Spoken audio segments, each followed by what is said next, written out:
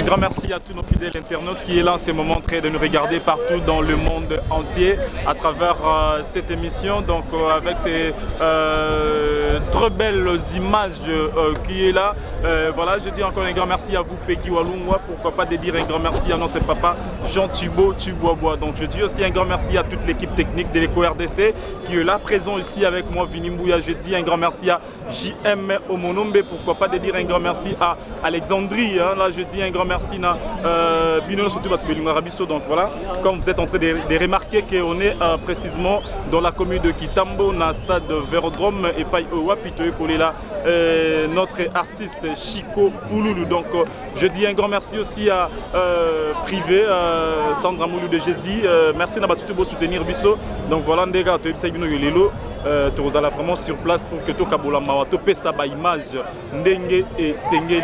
Donc sans plus tarder, Peggy, pour que tu aies artiste, ma solo na bango, impression par rapport à journée à l'élo, c'est comment et puis la relation qui n'a frère Nabiso Chico Pouloulou. Vraiment, je vous dis, ça fait mal, ça fait vraiment mal, c'est pas facile parce que Kobungi Samutuloro, la Chico Pouloulou et Zab Aventure, dans ton éviter celui de Chico Pouloulou, Moussou, Wapi. Donc, on se retrouve après cette rubrique. Merci.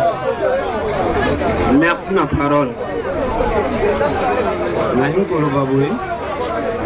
Mwana Nangai Lumbu Chico Jacques Banda Bomwana na ye azalaika kosekisa likambo ekomeli ekomida ya musala eza lelo te pe dasi nyonso azali azalaka malamu na bato toyebeli ye mabe te ela epai na ye eya na kitambo bana kitambo bazoyokanga bayebi na milie na ye kwa mutu ndenge azalaki. Même la famille,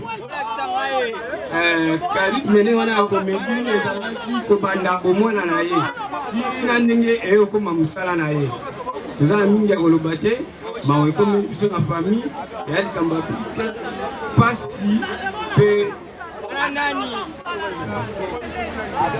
comprenez. Merci beaucoup Noko Tobeti Maboko Makasi pour un témoignage. Il y a moi Nanaye.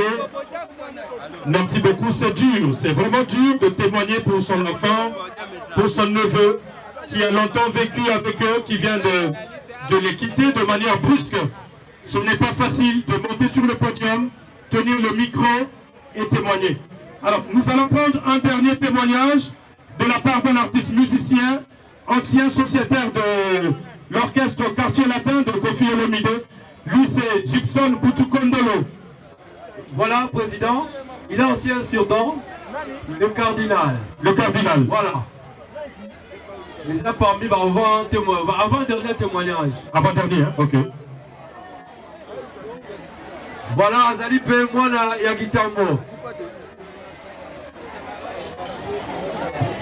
Bonjour, bonjour à tout le monde. Bonjour, bonjour à tout le monde. Fumina Ezali Pasi, Ezali Mawa. Nangai na rotumi salaka nzambe po azaleki na ngai aza artiste monene lokola ngai asalama kama minene na monde toyebi yango moni na leki d'abord na sepeli mingi na ba petit na ngai kitambo bandeko kitambo calme au bostali vraiment merci mingi tulu azaleki ya ngai tozalaki na ye tosala ba makambo oyo ya sala parce que tineli to mona makambo tout mona vraiment paix à son âme Zambe azala na ye. Merci beaucoup. Adieu pour nous, Chico. Merci. Voilà, merci. Voilà. Merci beaucoup, on applaudit très très fort. Mesdames, mesdemoiselles et messieurs, le cardinal. On va prendre un dernier témoignage. Voilà, là, c'est spécial. C'est spécial. C'est son mot. Parce que pour Loulou, à Botamaka, dans cet été, maintenant nous appelons Fiston Saï Saï pour son mot. Fiston Saï Saï. C'est son fils artistique. Nous appelons maintenant pour venir. Voilà pour son témoignage. Fiston Saï Saï. Voilà, il est là, il arrive. Fiston Saï Saï Sokazali. Son bengi épée à Roswa Maloba. Tosongi la sécurité, discipline s'il vous plaît. On vous avait demandé d'évacuer ici.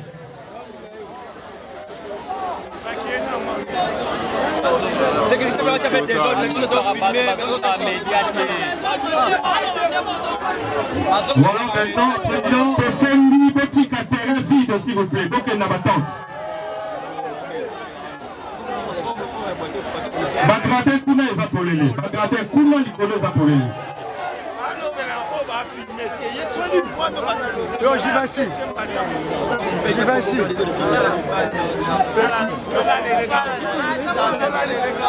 Petit, ça va.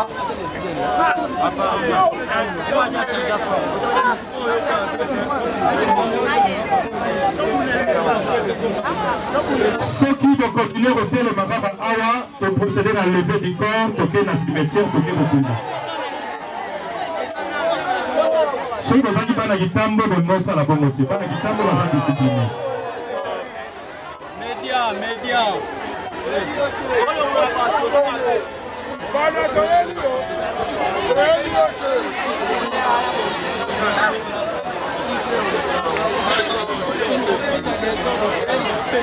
Maintenant, mesdames, mesdemoiselles et messieurs, nous allons écouter la biographie qui sera prononcée par un de ses anciens collègues, un de ses anciens encadreurs, Adolphe Yuma Lombala Mpakanoui.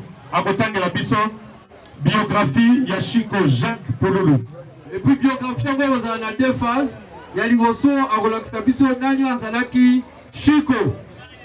Après Chico, à repasser la biographie, il y a Oetali Pouloulou, donc biographie artistique. Merci. Bonjour à tous. Ndeko oyo toye kolela lelo. Kombo na ye, oyo babotela ye, ezali Lumbu Jacques. Tomesana ki kobenga ye Chico Pouloulou. Ye abotami na Kinshasa le 22 février 1980. Atangi bongo na Institut technique de Makala, kuna wapi pa yazwaki pe diplôme d'état. Azali mwana ya papa Makiadi Jacques na mama Maïmona Henriette. État civil na ye azalaki bongo célibataire, mais azali bongo papa Yabana Ebele. Et deuxième partie, Yande Konabiso, le côté artistique, Abandaki bongo, Liboso théâtre naye, naba groupe chrétien, et pas y a personne qui a évolué dans l'église de Bango Kala. Bongo azalaki ko jouer na kombo ya champagne. Alingaki mingi pe ko yemba lokola. Et vers 2004, 2005, tangu aye ko kota na groupe Sai, bachanjaki ye bongo kombo, ne pa iwapi azaki kombo ya Pouloulou na ejoueliwana. Azalaki personnage créé et imaginé par Fiston Sai Sai. A évolué kuna kino aye koyeba na bipai nyonso. Na yango pona ko continuer biographie na malamu. Tokobenga mwana na ye bana na ye mibale plutôt à la personne ya Chanel Lumbu oyo akosala discours à l'intention de son père décédé, ainsi que Jessie Lumbu qui va interpréter bel et bien son père. Jessie qui va faire pour nous les Pouloulous qu'on connaît tous et qu'on est venu pleurer ce matin. Merci Tobengi Bana Mibale. Pendant que Bazali Koya, Betela Bana Oyo Maboko, ce n'est pas facile. Chico Pouloulou est parti très jeune et il nous a laissé ses enfants. On aimerait bien que Tangu Bakokola Tomona à Pouloulou Moussousou. Nous profitons également pour saluer l'arrivée du quatuor Edingwe Motola TV Haïti. Voilà, il vient à peine d'arriver. Merci Haïti. Et puis nous saluons aussi la présence de Papa Paul Fikipo, FBT Misalande Kazinjo. Merci pour les soutiens. Merci pour tout ce que vous faites pour nous les artistes. Et Tokobanda na channel. Ebe channel.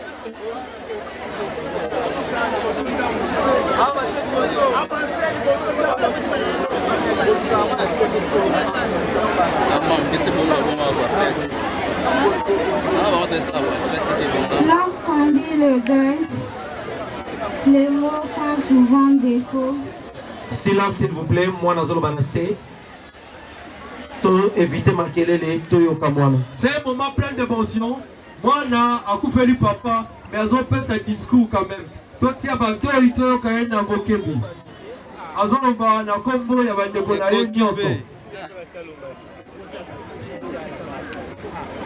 Lorsqu'on vit le deuil, les mots font souvent défaut pour décrire ce que l'on ressent. On peut se sentir isolé, submergé par ses émotions et surtout bien seul avec sa douleur. Aujourd'hui, nous sommes réunis pour rendre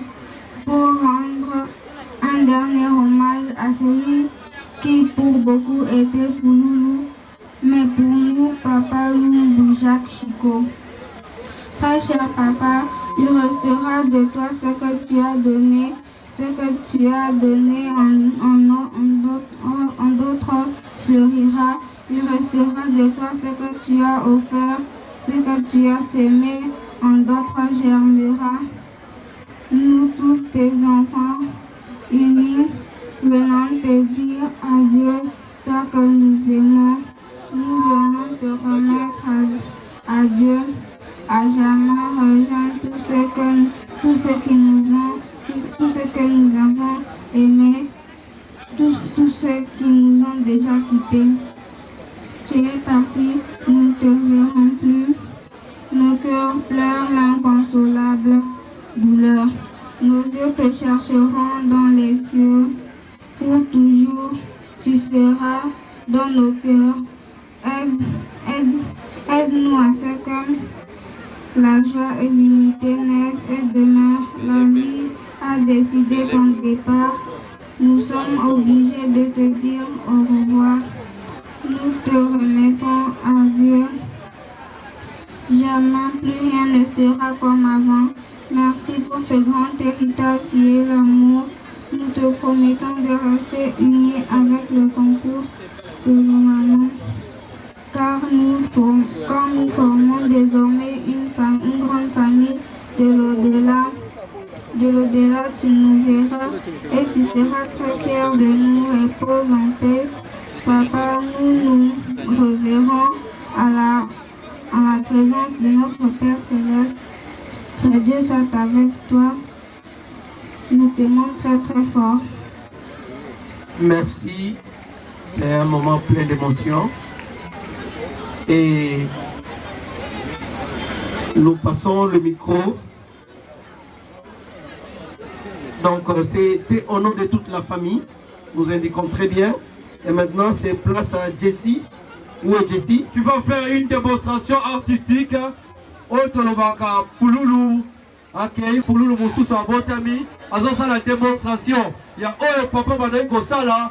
Wanda azapena likaboana azo ça la seconde démonstration. Les amis moment tellement spécial, plein d'émotions. Bonjour à tous. Bonjour encore. Acclamez pour vous-même. Je n'ai pas beaucoup à dire, mais je voulais faire juste un petit... On t'en prie. Non, un petit rien quoi. Un petit geste de mon père. Voilà. Vas-y petit.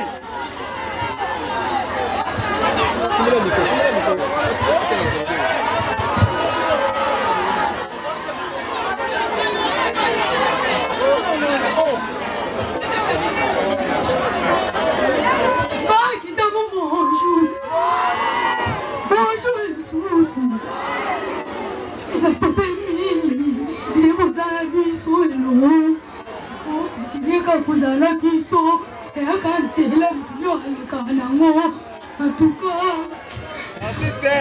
on acclame très très fort. Voilà, c'était une façon de pleurer à son tour son père. Allez, papa n'a pas artistiquement. Voilà. Voilà, comme tu dirais, quand l'art se transmet de père en fils, voilà le résultat. Donc Pouloulou est parti, mais Pouloulou continue à vivre à travers sa progéniture. Voilà, maintenant, mesdames, mesdemoiselles et messieurs, nous continuons avec notre programme. Nous allons inviter le ballet Mindondo. Alors, bande quoi Mindondo, Barobina, Awa, place Botelemi. Donc, Tonzon a vraiment... Bonjour, Mastima, Botiki la ballet, et Sika. Spectacle à ballet. Voilà, merci Banagita Moné, vos hommes. Banagita Moné, c'est le podium, s'il vous plaît. Ingénieur Aza envahi, le podium est en insécurité. Nasengi à la police, s'il vous plaît. Nous sommes en insécurité, na podium. Donc si ça continue comme ça,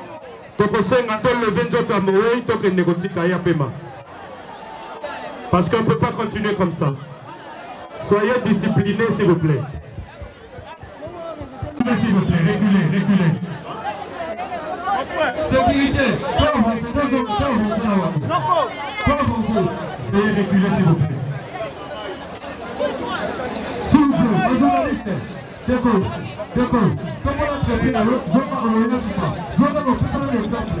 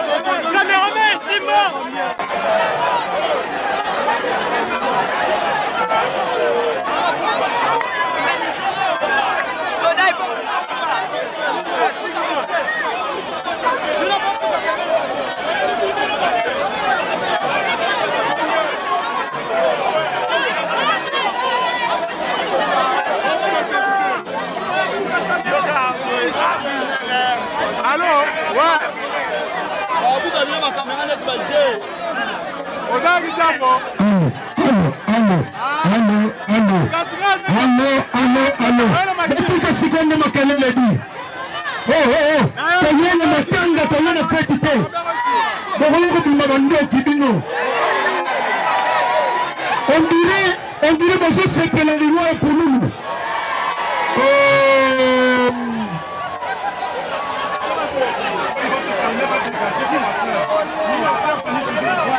nous faisons... Bon, Bandeko, Toyokana s'il vous plaît. Toyokana s'il vous plaît. Donnez le programme. Yo, c'est qu'une sorte de gens ça.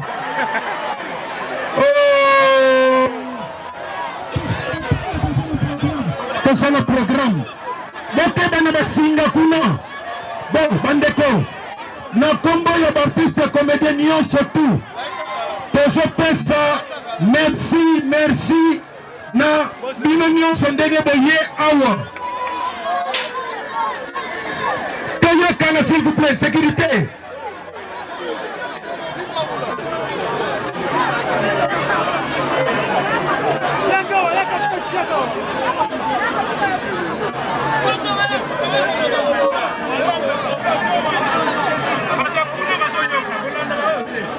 Bon, Bandeko, Bomoni va représentant et artiste et comédien, Bazali Awa, Tozali Awa, pour nous répondre sa dernier hommage, Yandeko Nabiso, Pouloulou, Atiki Biso. Yawana na combo artiste et comédien Nyonso. Tozo pesa merci mingi na bana Kitambo, pour bana Kinshasa Mobimba, Nandenge, tonekisi ba jour ebele, pona kobongisa matanga oyo esimba. Tozopesa merci na Nzambe ndenge mbula ebeti te pour que matanga na biso eleka normal. Alors la famille ya Pouloulou tozopesa lisusu merci pour tosangana kimbale pene plus de 3 fois pour matanga oyo tosalango elongo.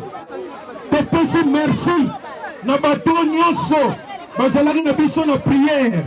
Topesi merci na bato basalisaki biso lokola mama Olive Lembe. Topesi merci mingi. Topesi merci na hôtel de ville ya Kinshasa. Merci mingi. Voilà. Sikoyo ndenge tosalaka toujours topesa honneur na ndeko na biso Pouloulou ndenge atiki biso na hymne na biso ya ba artiste comédien. Wapi technicien? Ezali prêt? Déclenché. Zela yodi.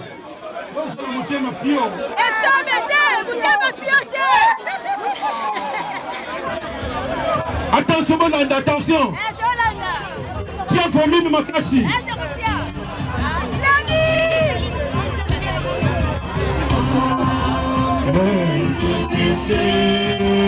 Motema na maboko na motema.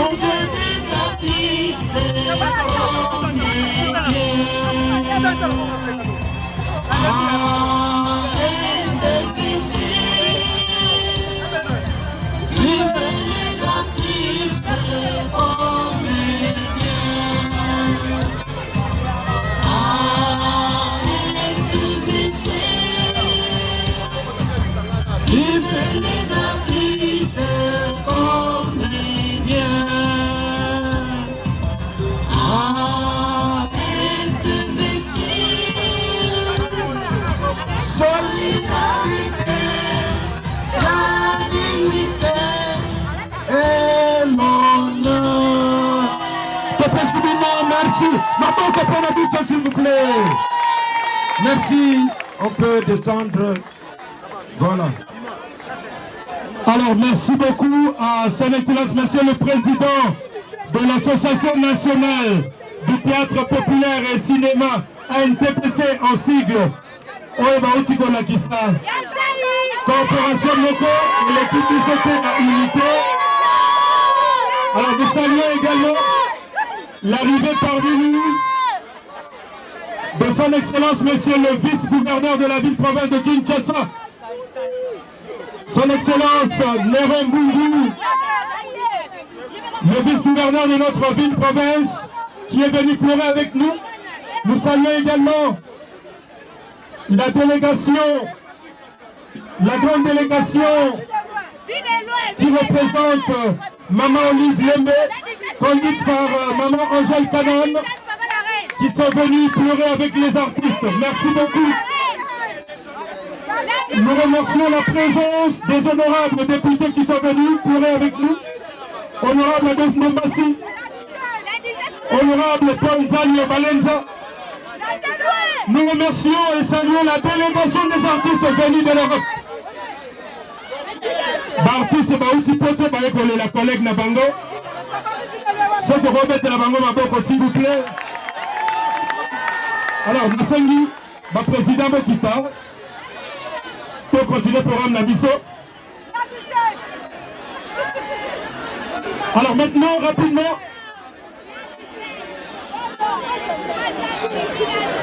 Alors l'état ma président Bazokita, pour qu'on puisse maloba la fiston Saïsaï, à qu'on puisse aller pendant 3 minutes, parce que le Kolaboyebi, c'est lui le père artistique, il y a pour nous autres hommes et la lélo. Il y a des moutons d'initiés dans mon kili sur le plan artistique. C'est lui son formateur. C'est lui qui est affecté aujourd'hui parce qu'il a perdu un de ses généraux. Alors, Fiston Saï, Malobambo Kayo, ba papa, ba maman, bandeko, mbote!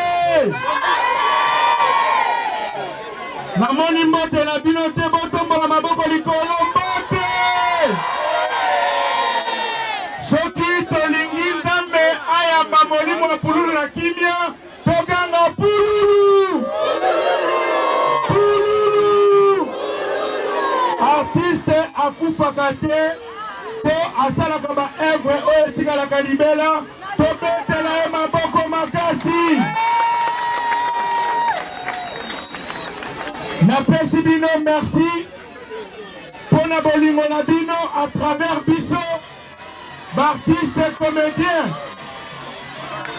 beye kolelisa biso lelo pour na likambo ya munene kolelaki biso oyo ya ndeko na biso pululu atikaki biso nazali na mingi ya koloba te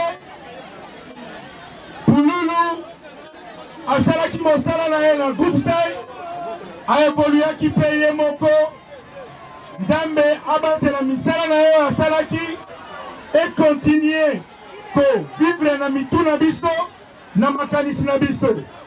Merci lisusu na bandeko basungi biso po ete tolela pululu kitoko makasi boye. Merci na président Masumu de Brende pour la implication na ye totale. Merci Nangai Moko Saïsaï, merci na Pakalori, merci na Ginola, merci na Mama Fatou, merci na Bandeko Nyoso Oyo, bazalaki na comité d'organisation, pour na makambu Nyoso Oyo Salami Kitoko, tobeti maboko makasi. Merci na gouverneur na biso ya ville. Ya Kinshasa, Jantiningo Bilambaka. Merci na molandi na ye vice-gouverneur oyo tobengi na kombo ya Neron Bungu po ya bolamu nyonso basali po ete tolela pululu kitoko boye tobeteli bango maboko. Merci na mama Olive Lembe oyo a s'impliqué totalement pour que pululu alela makitoko tobeti maboko makasi. Nazali na mingi ya koloba te. Courage na mama oyo otikali lokola mama ya bana nyonso oyo otikali lokola mama oyo akotelema po ete famille libota etikala lisanga pululu akei biso totikala na bomoko bolingo ezala kati na biso. Artiste et comédien dans l'unité nde bomoko et ça la kate makamunyo ekende liboso. Voilà raison pour laquelle na kopesa merci na ba journaliste nyonso oyo bosungi biso. Matanga ya pululu eyaki na makambu ebele oyo nyonso ya malamu nzambe azwa lokumu oyo nyonso ya mabe nzambe alimbisa tozali batu na kombo ya Yesu Kristu mwana na ye amen. Merci beaucoup. Voilà, merci beaucoup. C'était le mot de Fiston Saïsaï. Alors à présent, nous allons inviter Son Excellence Monsieur le vice-gouverneur de la ville-province de Kinshasa à venir prononcer son mot de circonstance. Juste après, il va déposer sa gerbe de fleurs. Entre-temps, nous demandons en même temps à Maman Angèle Kanam, la représentante personnelle de la première dame honoraire, Maman Olive Lembe, à prêter sa gerbe de fleurs. Entre-temps, pour du protocole, Don Fungolanzela, pour la vice-gouverneur Nabiso.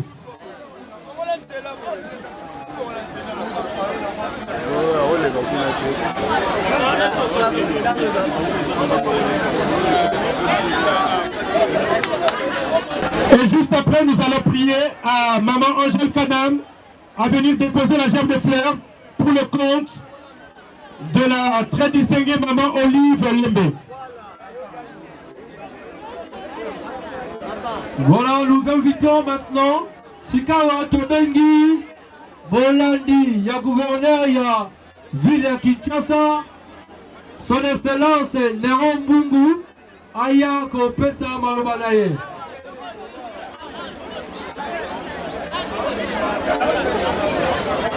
Alors, en attendant que le vice-gouverneur ne soit prêt, Tobengi représentant la famille, il y a Pouloulou, il y a Jacques, Aya Kokamata Micro, Noko Soki Azali, rapidement, il y a Moté, vice-gouverneur à Koma, comme ça, après Salino Banaye, Nakomba, il y a famille.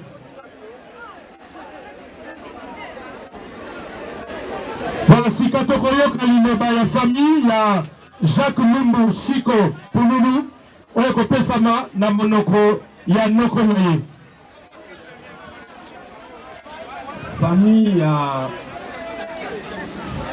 Famille Pouloulou, et remercier bino nyonso pe totondi nzambe na ndenge makambo bandaki pe eleki na kimia nyonso yango tolobi boye libota nyonso ya Pouloulou. Donc famille biologique tokutana biso nyonso na lopangu kuna na kwa mutu pe tosengi na komite ya baartiste tobandaki na bango mepe tosuka na bango tokuta na biso nyonso pe na kwa mutu po tobandaki pe tosolola ensemble. Nasengi merci na population nyonso ezali awa, merci na bino nyonso basiste biso banda ebandeli ti sikoyo bokati ba makambo na bino banda kosala pe boyoko. Merci beaucoup. Merci beaucoup. Mesdames, Mesdemoiselles et Messieurs, nous saluons l'arrivée parmi nous de son Excellence, Monsieur le vice-gouverneur de la ville-province de Kinshasa, Monsieur Néron Mbungu.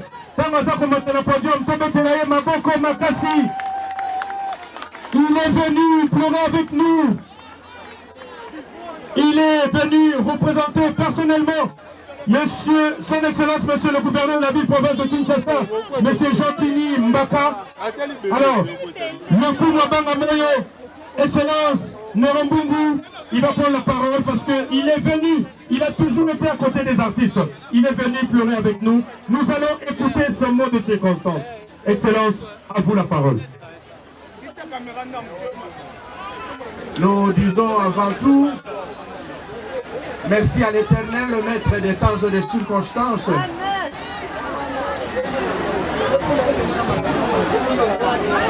Maître des temps et des circonstances, parce que la parole il déclare, nous devons lui glorifier et lui rendre des honneurs. au nom du président de la République, au nom de son Excellence, Monsieur le gouverneur de la ville province de Kinshasa, Monsieur Ngobilamba Kajantini, au nom de tous les Kinoises et Kinoises au milieu propre, nous profitons de cette opportunité pour d'abord présenter nos condoléances les plus attristées à la famille biologique de notre grand artiste Pouloulou, ainsi qu'à tous les artistes de la République démocratique du Congo en général et ceux de Kinshasa en particulier, nos condoléances les plus attristées.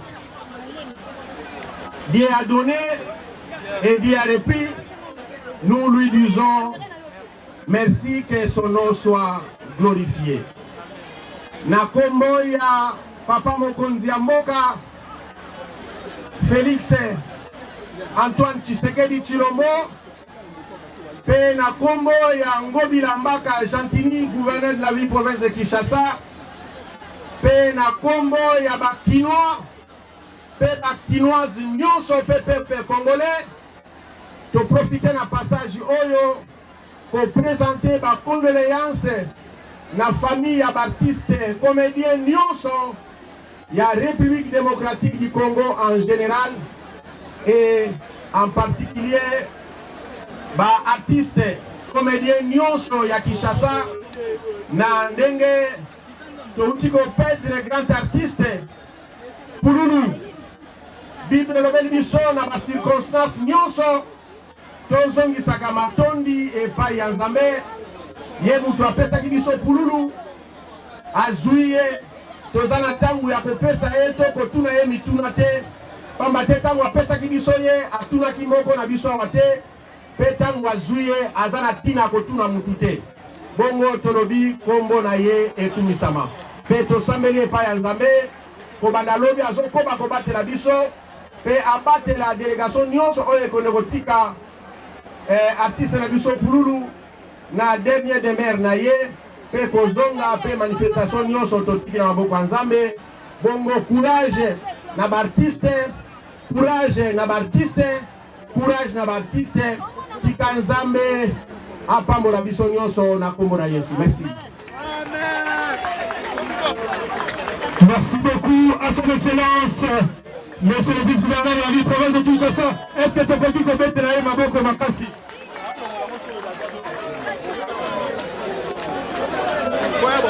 Voilà, excellence Nerambungu Fumabanga Moyo, vice-gouverneur de la ville province de Kinshasa, qui est venu pleurer avec nous.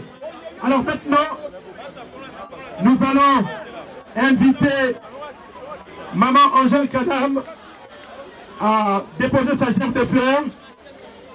Et nous invitons également les honorables députés qui sont venus pleurer avec nous. Honorable Ados, ils sont déjà prêts avec leurs gerbes de fleurs, ainsi que l'honorable Paul Nzalio Balenza. Ça sera juste. Voilà, là nous invitons Maman Angèle Kanam, qui est la représentante particulière de Maman Olive, le maquillage. Nous profitons également pour dire merci à Maman Olive pour tout.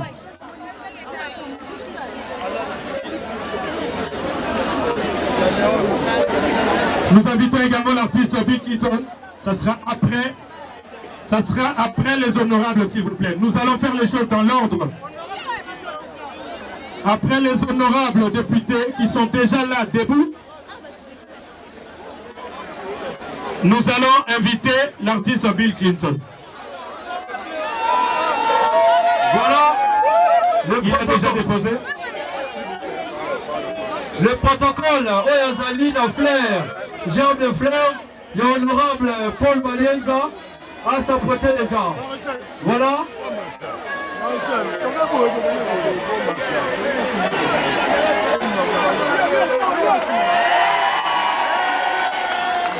Voilà, il est venu pleurer avec nous parce que entre le théâtre et la musique, il n'y a qu'un pas.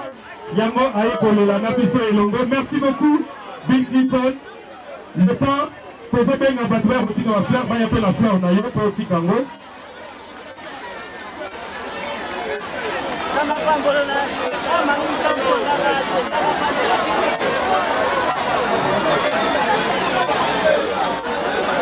Alors, le temps toujours c'est la liste.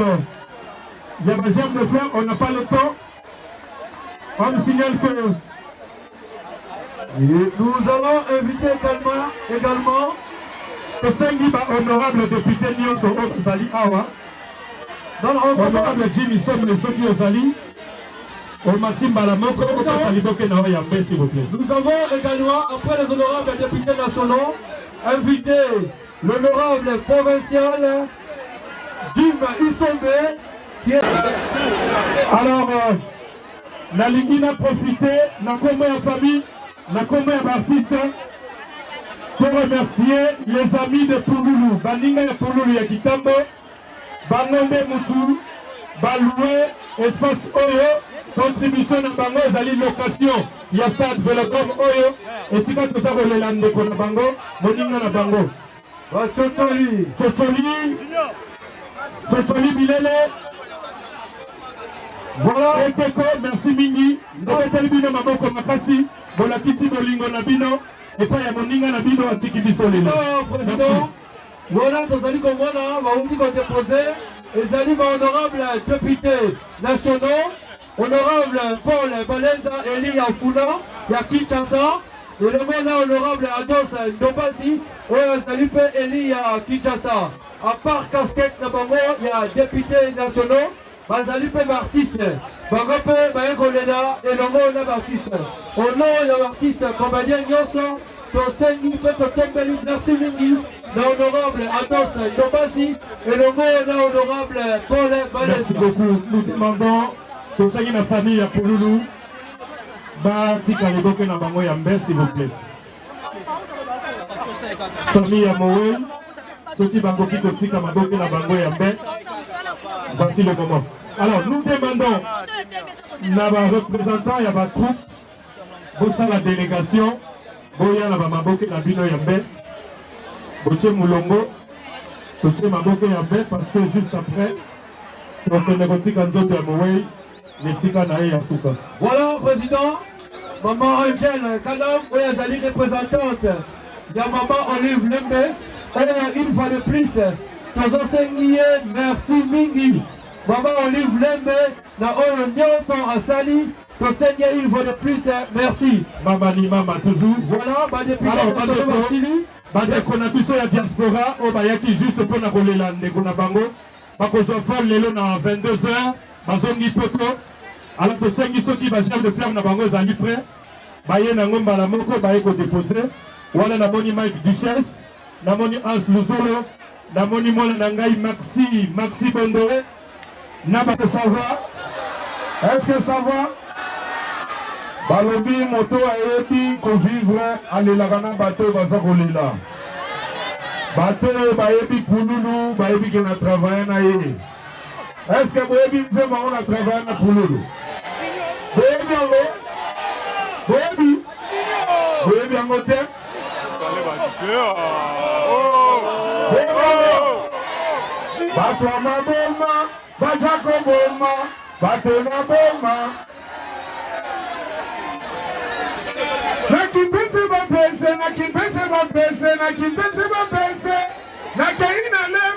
Nalema babengi na bilemba mama na mbala pekisa mbala kotokisa bambala balanda Pouloulou babela Poulou bakomako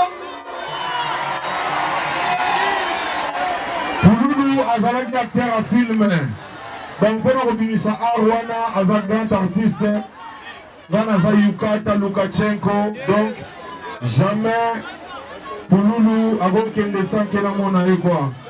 Donc, Azapena Moutema Nanga a contribué un plus na musique Nanga, à côté na clip Nanga, donc Talagaga. Merci en tout cas à la famille Mobimba pour soutenir la famille à Pouloulou. Merci beaucoup. Ça, c'est Yukata. Merci beaucoup. On l'applaudit très très fort, mesdames, mesdemoiselles et messieurs. Alors, Oxygène, on va se déplacer, on va aller de l'autre côté pour une bonne visibilité.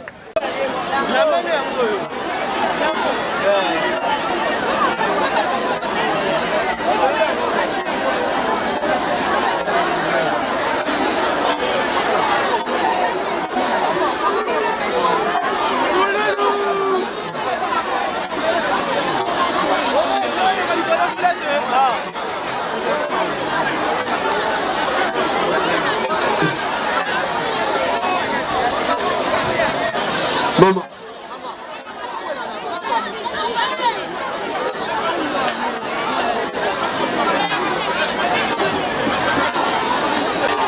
Alors nous attendons le programme s'il vous plaît.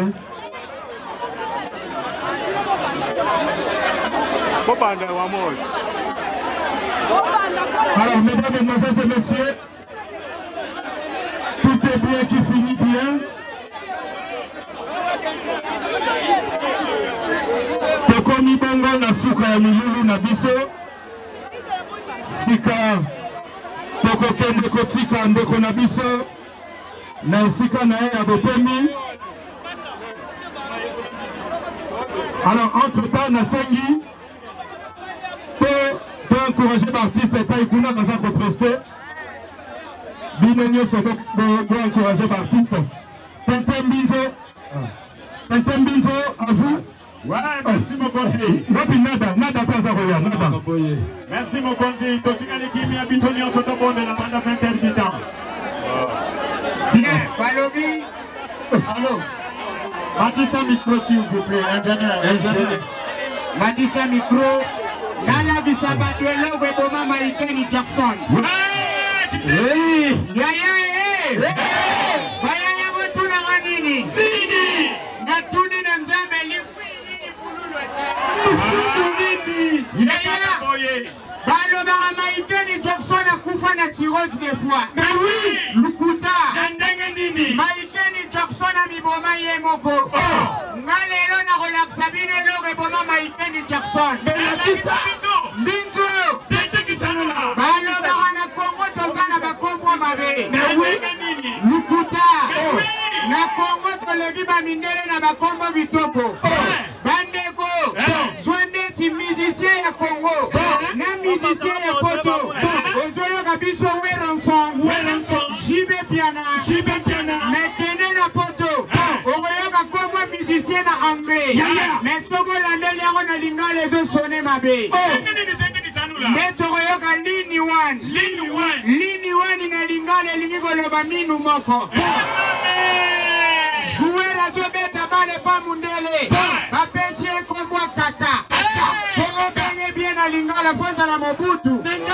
Oyoka nieni. Atamba Maïkeni Jackson.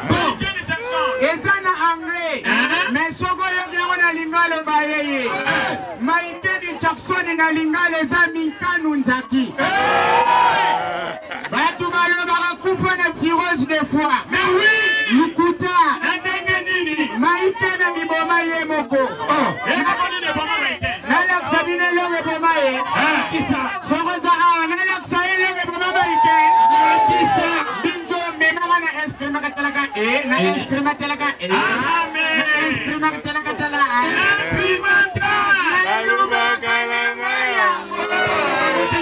Yoga kaboye mabundi lobola maboko coupé. Maïkeni Jackson. S'il vous plaît. La petite attend, pasteur ensemble est là-bas. Après, on continue. Mon country. Atobengi, pasteur Ernest. Ernest Bongu, à Komata. Alors, Kaka. Makembe. Mama kopito yokana. Babisu mobali akabati tobengi makemba otumba. Babisu mobali banda okabamatika makemba otokisa. Sikoni kona mama bali suka makemba oita. Dans genre mibali obayaka na bafina biso basi ambouteillage loko asoti mouton. Mama copine. Makembe. Tebasa no yo otumba. Po mibali bele abakabate. Makembe.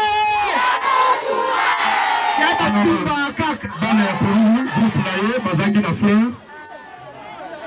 Voilà, bana Pululu, batteur naye bango wana, batiki boki na bango ya fleur. Babi, on peut sa fleur. Parce qu'elle a pas concentré. C'est bon, Esukiwana.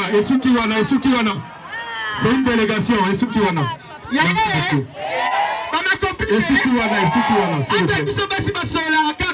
C'est bon, Esuki.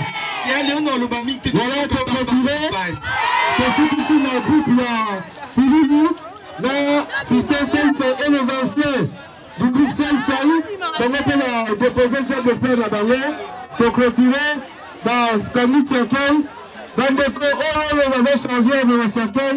Il y a peu de ça encore. Ma copine, il y a un groupe Soleil de Master de CPC qui gère des fleurs. 100% de CPC qui gère des fleurs. Et puis maman Titi, maman colonel, maman grâce et ça. Maman, ça. Pendant commencer, il y a un peu de maman tout ni volonté na biso tapé si papa tout ni volonté. Mais mon bal il n'a qu'à mentir, il y a c'est la volonté non. Quand il bal musuba ça dit quatre bisous même non quoi pour ça. Ma copine, il y a un bal musuba parfois ça te soit lipé quand on met tout non coquette. Il y a un invité baloba kaka. Et puis il bal bilong ma bébé ça va complexer hein. Comme on a pu en bis pour pas qu'on s'arrête il est pas on nous battait nous où qu'à pas si monsieur qui est si maman il fait tout maintenant tout ça il nous c'est la bino il fait tout la pour nous ngaya micho il est baloba kaka il on habite sur boy mobile ta ex na ngako olanda ngaka olingini micro malikembo il est baloba kaka souhaité. Il y a une émission pour l'eau. Il y a une bandenge nae. Tu as aucun état le baona mission tellement ça te na loba kaka pour ba loba kaka. Il y a beaucoup d'anganim. Au moins pour l'eau. Ah mais ça ni bali mo na mando. Les autres voilà. Si quand on va tomber dans cercle. Na lingi bino mingi ya bakenda kaka. Merci.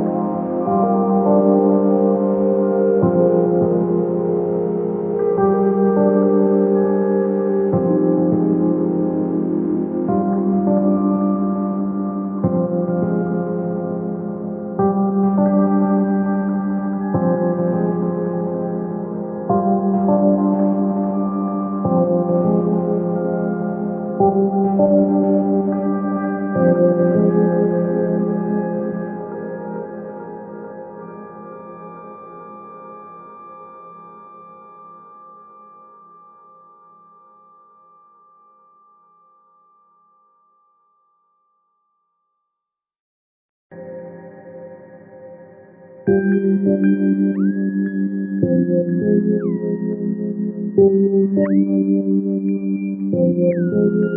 you.